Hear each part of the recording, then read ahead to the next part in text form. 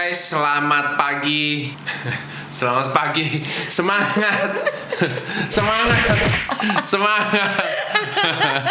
Ini subuh bukan pagi. Hah? Ini subuh bukan pagi. Subuh, apa bedanya subuh sama pagi? Subuh itu sebelum pagi. Jadi akhirnya membahas Subuh bukan sama pagi. Jadi menurut saya gitu. Nggak bisa, saya nggak mau tahu gimana subuh itu sebelum pagi. Atur. Kenapa pagi banget? Pasti juga pada bingung kenapa ada muka gue di sini. Mantap. Karena Sangyo. Gue mau ada kerjaan ke Korlantas. Ya, betul. Kita akan ke sana dan nanti sampai di sana bakal ngobrol-ngobrol dengan bapak-bapak yang ada di Korlantas. Akan ketemu juga dengan Dirkamsel, Bapak Krisnanda. Halo, kita nanti akan bertemu. Again. Ada beberapa hal yang gue pengen obrolin gitu loh, pengen gue tanyain. Banyak banget gue suka lihat ada capture tuh di Instagram gitu, emak-emak Ibu-ibu. sen kanan beloknya kiri. Gue juga pernah ngalamin ini satu arah tapi di Oh, itu. sering nggak mau ribet, nggak mau lawan susah.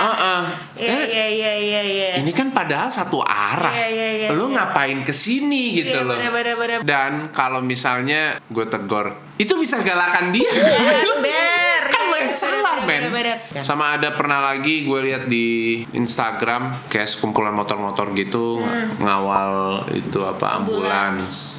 Itu bingung tuh. juga sih. Itu maksudnya tuh. Aku pengen nanya banget tuh. iya, ya, kita kan nggak tahu dan nggak begitu menguasai. Nah, nanti sampai di Korlantas kita tanyain biar lebih jelas dan biar lebih detail. Yuk, sekarang kita berangkat. Mari kita berangkat. Ayo, banget. semangat. Bye.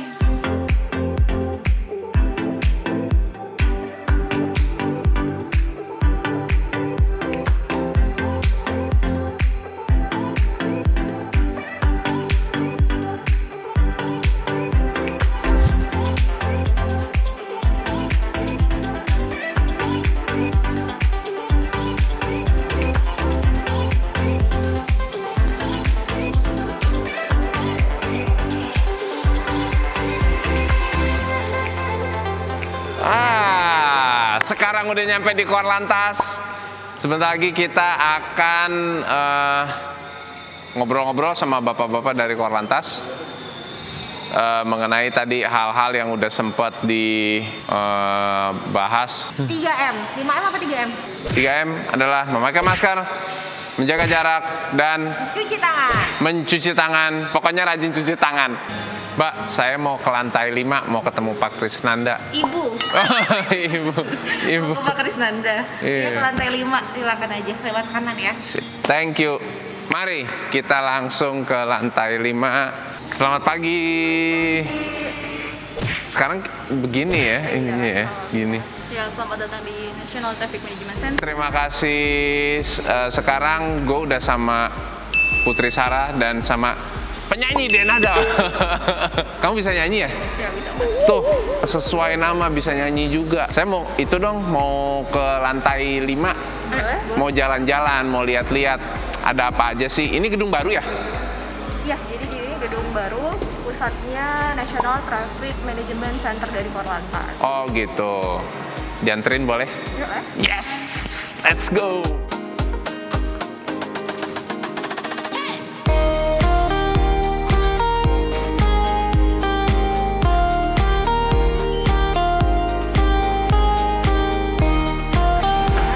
Ruangan Kamsel, Bagian Kamsel. Ya, bagian keamanan dan Kamsel. keselamatan. Oh, jadi lantai 5 ini khusus bagian keamanan dan keselamatan. Disingkatnya Kamsel. Oh, gitu. Mau masuk? Mau dong. Let's go. Wah, ada yang lagi ngemil, guys. Selamat pagi, Bapak. Mau ngobrol-ngobrol sedikit, boleh? Boleh. Nah, kan saya dianterin ke bagian Kamsel, bagian keamanan dan keselamatan. Pengen tahu yang dikerjain di bagian Kamsel ini seputar apa aja sih di lantai ini? Untuk lantai ini ada 2 subdirektorat. Yang pertama adalah subdirektorat audit dan inspeksi, di mana ini adalah yang pertama tentu dalam rangka mengaudit kinerja baik jajaran maupun yang ada di Korlantas ini. Kemudian untuk inspeksi sendiri adalah melaksanakan kegiatan-kegiatan yang berkaitan dengan penelitian dan kajian-kajian. Utamanya adalah yang berkaitan dengan Kamsel Tipcar Lantas, baik itu penelitian laka lantas, penelitian tentang kajian andalin dan sebagainya.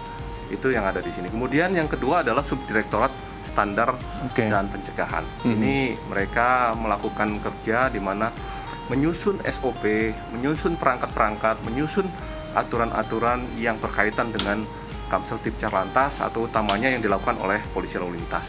Terima kasih penjelasannya, itu tadi jelas banget, udah dijelasin yang dikerjain di bagian Kamsel. Sama-sama. Maaf ganggu kerjanya tadi sebentar. Biasa. Terima kasih sudah hadir di sini. Wah, siap. Sayang, terima kasih udah diundang ke sini. Let's go guys, sekarang kita ke lantai lain. Kita lihat-lihat lagi ada apa. Terima kasih, mohon izin. Ya. I'll be back. I'll be back. Nah, kita sekarang di lantai 6. Lagi pada apa?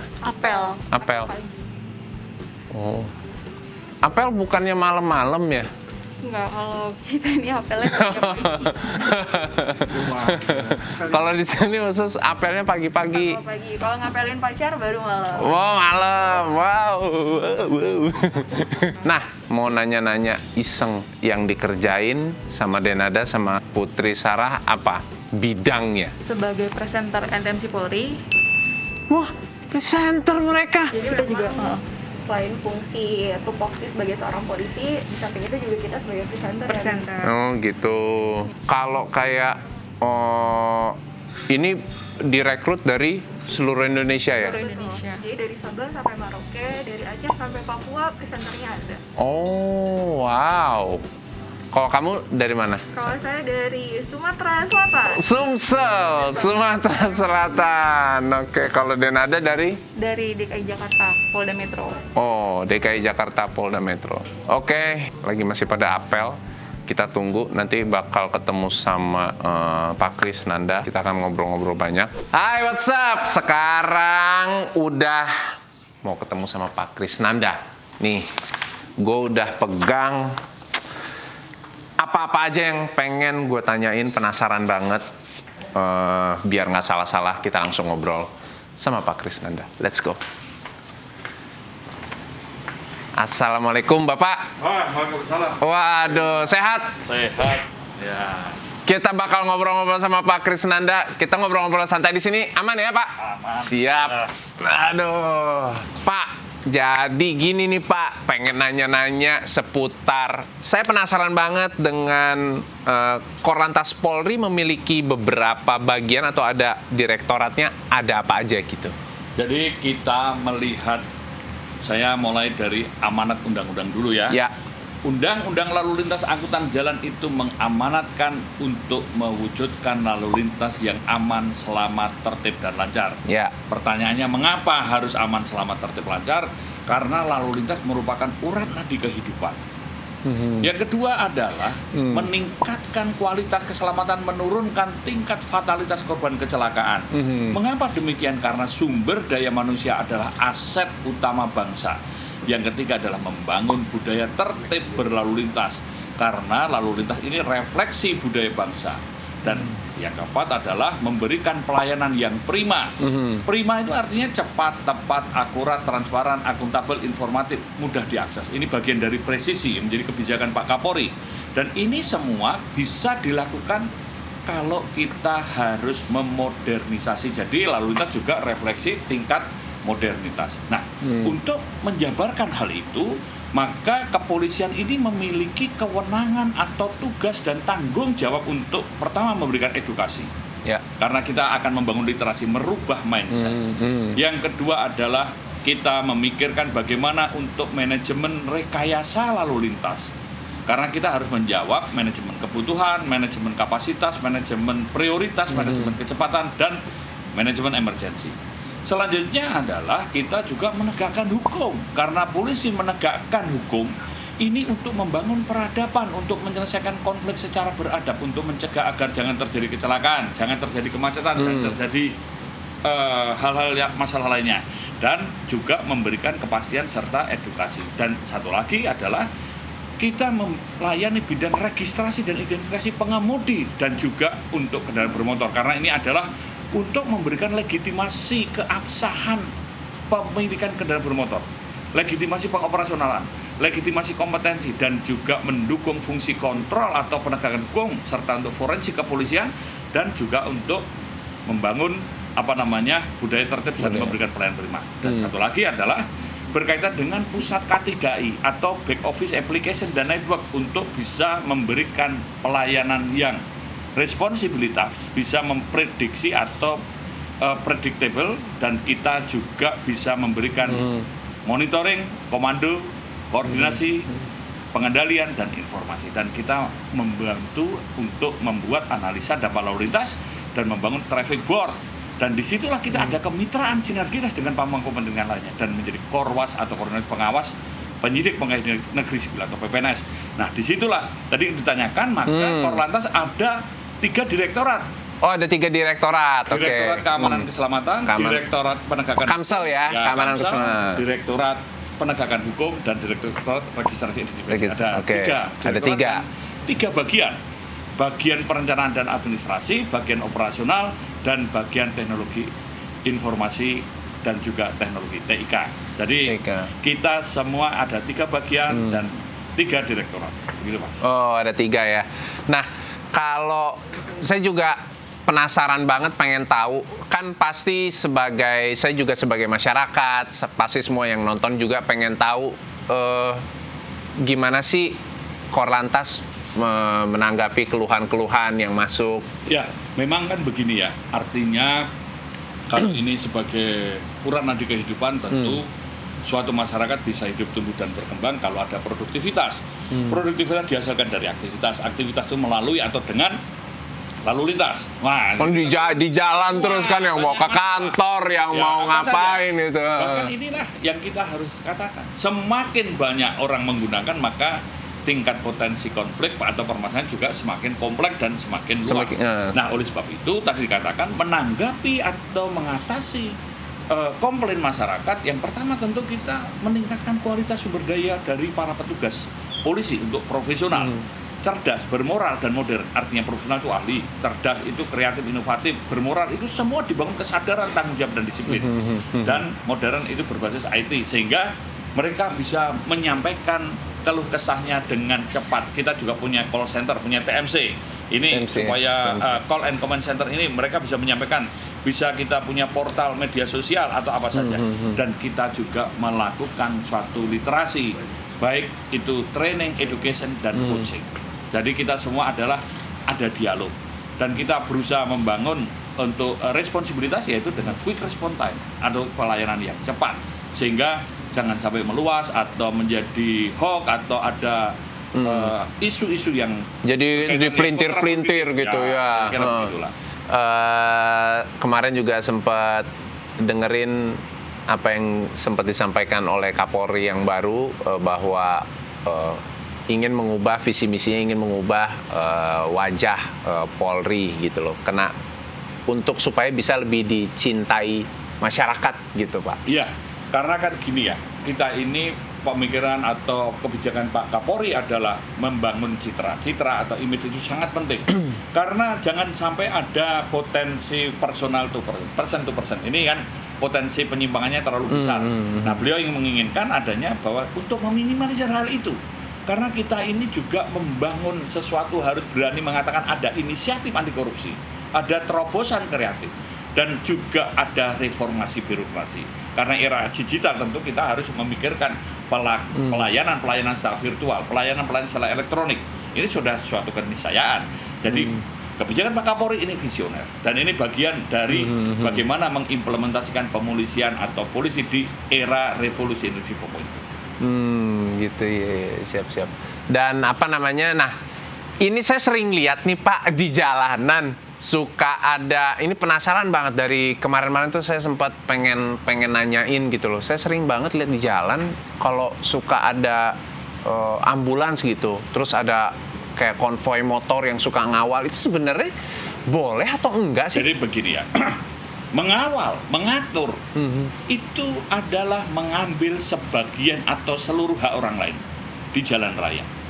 Karena di jalan raya itu sebenarnya semua orang punya hak dan kewajiban yang sama, karena ini urat nadi kehidupan.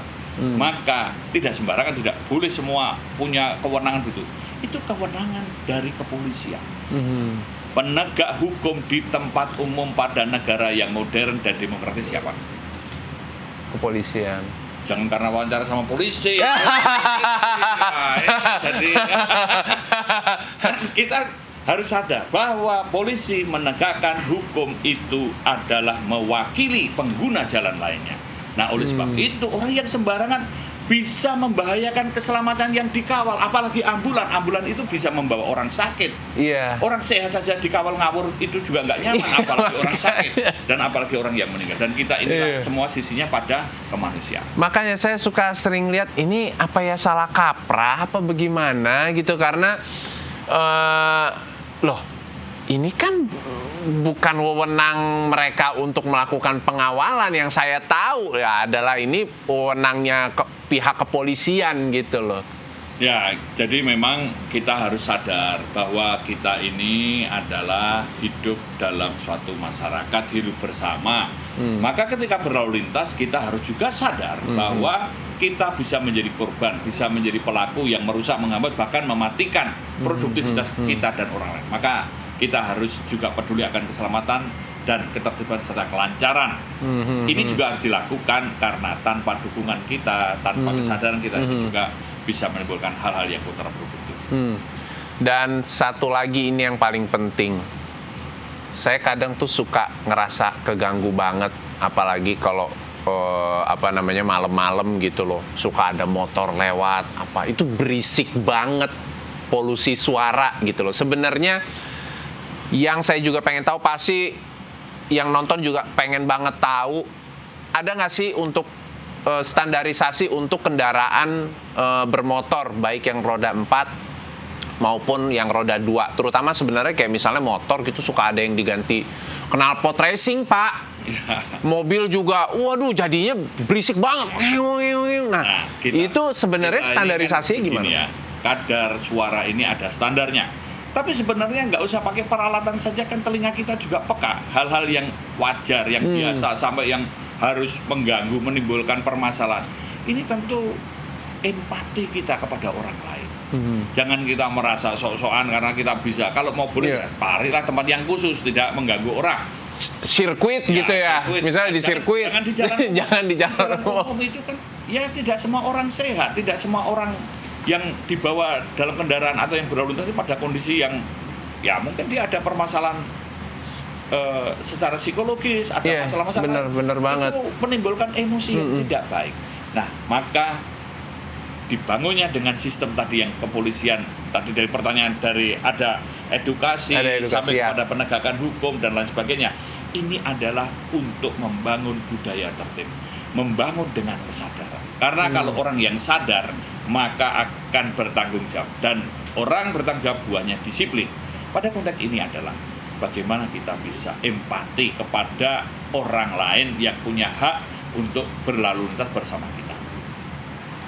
Tuh, dengerin tadi penjelasan dari Bapak Krisnanda. Jadi berempati juga sama yang lain. Jadi nggak semua orang merasa nyaman mungkin dengan suara mobil atau suara motor yang berisik, diganti-ganti segala knalpotnya segala macam. Gunakan jalan dengan baik karena kita menggunakan jalan juga bersama-sama.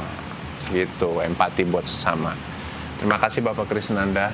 Sama-sama. Sudah menyempatkan waktunya. Terima kasih juga. Saya udah diundang lagi ke sini. Ya. Boleh sering-sering? Ya, nanti tergantung Pak Arman. Waduh. Pak, saya boleh lagi ke sini? Boleh. Oke guys, sekarang kita langsung lanjut podcast bersama Bapak Krisnanda. Dan jangan lupa, tetap 3M. Menjaga jarak, memakai masker, dan mencuci tangan. Pokoknya jaga kebersihan lah, ya. Mari.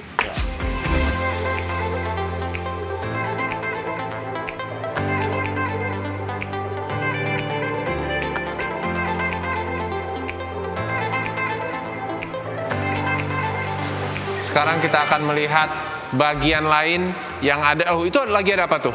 Itu lagi ada kegiatan apa? Ada kegiatan pembuatan video sosialisasi dan edukasi tentang protokol kesehatan. Silakan. Banyak. Polwan semua? Iya. Oh, oke. Let's go. Halo Ibu. Siap. Saya mau. Datang DDFC. Yes. Yes. Aku tiba-tiba jadi bersemangat. Kenapa gitu? Kenapa? Karena ketemu sama kalian semua. Kita mau memberi semangat pada masyarakat. Yes. Ini kalau boleh tahu lagi kegiatan apa sih?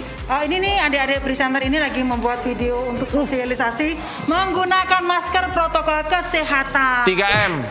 Ya, Menjaga jarak, ya, menggunakan masker, ya.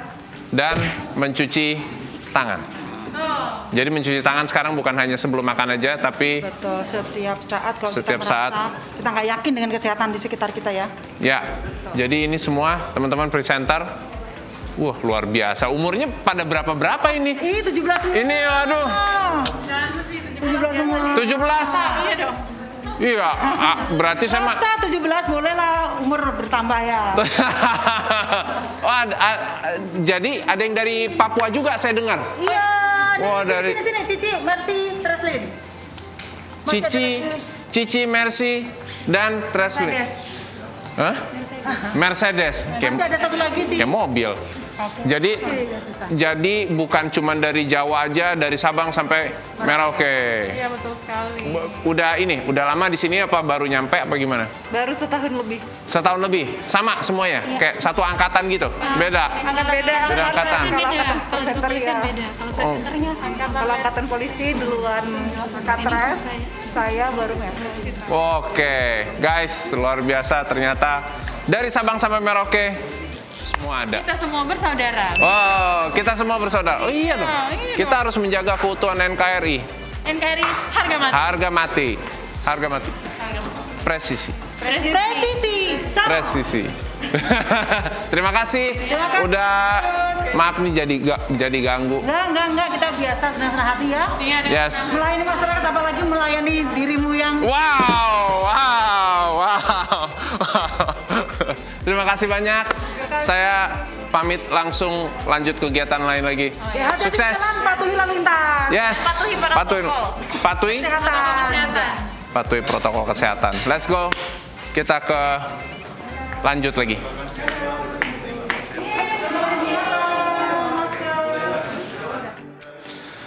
Yes, sudah kegiatan hari ini udah beres. Sebelum kita pisah, ada yang mau disampaikan nggak?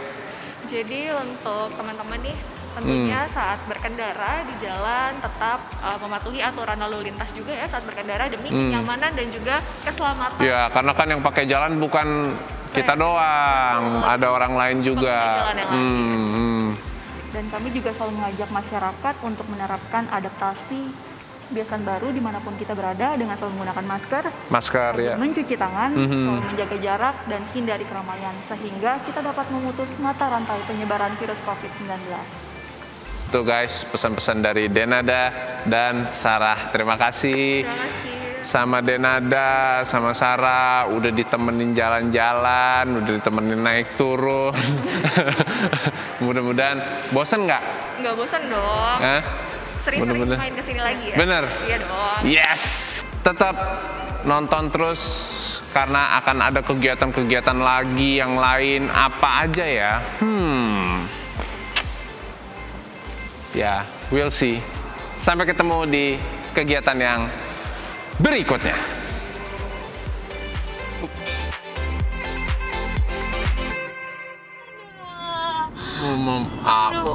Udah mulai apa? Udah mulai nggak enak. Seger harus. Aku udah mulai nggak enak duduknya kalau kelamaan, tahu? Udah capek. Ngapain? Ini Beb. Ini gimana sih? Ini mobil, bukan andong Tahu gitu. Gimana nggak sih? Enak kan kayak sakit nggak sih kalau pakai seat belt gitu? Ya nggak bisa kayak begitulah. Kenapa? Kenapa? Tujuannya mobil kenapa sih diciptakan ada seat belt? Ini untuk keamanan. Ini pakai seat belt. Apa? Enggak ya? Los ya? Pakai dong. Nah, ini bener baru pakai begini. Tadi kamu maksudnya apa mau ngelepas gitu? Enggak, Om. Hah? Udah aku lepas juga bawahnya. Maksudnya? Jadi udah belakangnya gitu, jadi depannya doang. Ya aneh banget sih yang bener pakai. Ini parah banget sih. Aneh banget sih. Kenapa sih? Pakai yang bener sesuai dengan ininya dong, sesuai dengan fungsinya kamu pakai untuk menjaga keamanan. Kamu pernah merasakan Wajib. kalau di jalan kelamaan pakai seat belt tuh nggak enak gitu nggak sih? Enggak. Pernah nggak sih? Enggak ya? Oke. Enggak pernah. Oke. Aku rasa ada yang ini salah sama kamu dong. Ada yang salah. Heeh. Lo jangan nyalain jalan seat belt salah. Lo jangan nyalain seat belt. Seat belt itu diciptakan ada karena untuk keamanan. Jadi salah. Jadi Ini apa aneh banget? Bawahnya mana? bawahnya ada Kemana? aku Susah. dudukin. Kan yang penting, Susah begini. yang penting nggak bunyi kan mobilnya. Bukan yang penting nggak bunyi. Ini juga kan sekarang mobil-mobil sekarang kan diciptain ada indikator seat belt buat passenger. Kalau nggak dipakai dia bunyi terus Ayo itu. setu. Jadi, Tapi salah, nggak sesuai fungsinya. Itu bawahnya pakai oke juga. bang. Susah nih. Oke bang. Kamu makanya Permisi, kamu tuh Bang. Apa? Makanya ini apa lagi? sering-sering biasa naik mobil gerobak mulu sih naik. Ngeselin. Jadi mesti diulang nih makanya. Terus nggak enak kan duduknya. Kenapa? Nggak enak kan Nggak duduknya. bisa. Ah, ribet deh. Ini Gini aja kali ya. Kesehatan, kesehatan nggak nyambung kan? Gini aja kali. Kenapa? Salah dong, gimana? Atau begini, saya cari tali tambang, lu gue ikat tuh di kap. Gue diikat di kap. Aku selalu salah. Selalu salah, iya. Ribet deh hidupnya ya. Aduh. Lo kapan benernya? Ya memang betul. Salah. Tapi aku pinter. Nah, ini ini baru benar. Ini baru Gak benar enak begini. tuh. Kayak gimana gitu. Oke lah. Utamakan keselamatan. Itu yang paling penting. Sip. Oke. Jangan ngebut-ngebut di jalan. Sip. Oh kamu Gitu. sih nggak mungkin ya kayaknya kalau kamu ya. Nggak mungkin apa? Nggak mungkin ngebut-ngebut ya di jalan ya. Lampu merah masih kuning aja dia udah berhenti. Ban, siap-siap dong. Justru itu harus. Tapi bukannya kalau lampu kuning tuh masih boleh jalan pelan? Maksudnya masih boleh ngelewatin ya? Enggak ya? Lampu kuning itu peringatan, udah hati-hati, Ya, I know. siap-siap ke lampu merah, siap-siap berhenti gitu. Tapi tuh lampu Maksudnya kuning. tuh itu. Iya oke. Ada lagi lampu kuning yang artinya beda. Oh, di perempatan situ ada tuh Kang Lontong sayur tuh. Lebih ke lapar ya. Lebih ke lapar ya. Wah, lampu kuning kayak kuah kari nih. Gitu. Ya enggak, itu artinya lampu kuning tuh gitu. Kamu tuh gimana sih? Ya udah, ini kan udah bener tuh kan. Aku juga dulu gitu, suka males pakai seat belt apa. Aku anggap itu sesuatu yang apa sih ini gengges banget gitu. Tapi ternyata wajib digunakan dan aku pernah selamat dari kecelakaan mobil karena pakai seat belt. Begitu. Mungkin juga sebagian kecelakaan lalu lintas juga gara-gara mereka nggak pakai seat belt juga kali ya, makanya jadi lebih parah gitu. Iya. Kan kalau udah kecelakaan ya gimana ya namanya. Tapi Minimal kita ya sudah melakukan protokol keselamatan yang pertama. Pakai preventif, seat belt. Iya sih. ya kan? Iya benar. Iya.